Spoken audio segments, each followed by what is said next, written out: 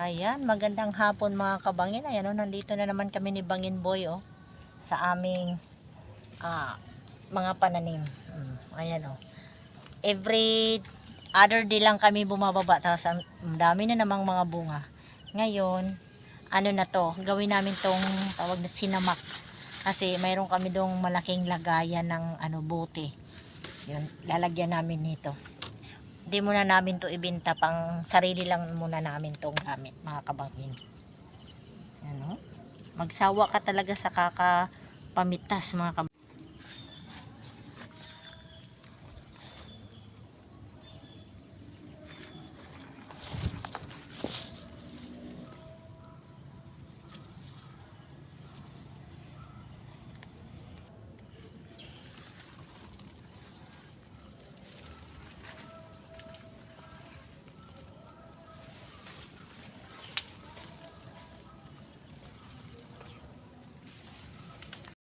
Ayan, muli kaming bumaba dito. Ayan nagha-harvest si Bangin Boy Wala kasi kaming ulam, kaya mag-harvest ako ng sili.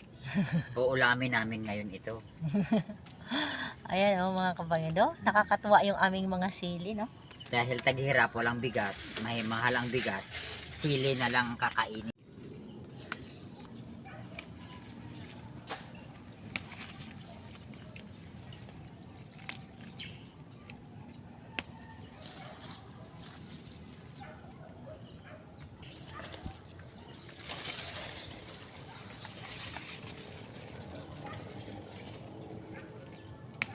Andun pa sa likod mo.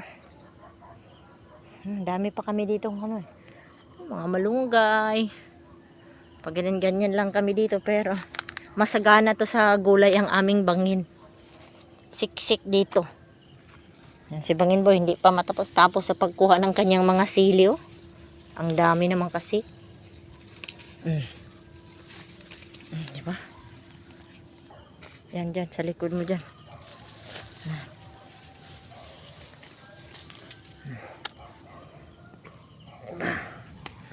Mabutan ka ng ilang oras dito sa pag-harvest pa lang ng mga sili. Matagal-tagal din. Harvest lang to ng harvest. Ay, nangahulog yung iba. Ganun na yun, para maging seedling din yung iba. Ayan. Ay, buhay na ang aking mga tanglad daw. Ang ganda.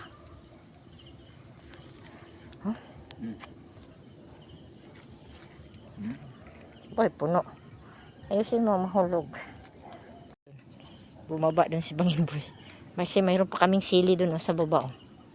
Okay.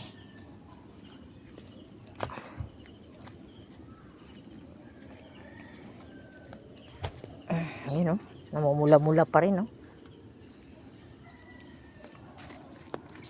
Sa ilalim. Sa ilalim da, ayun namumula-mula. Oops.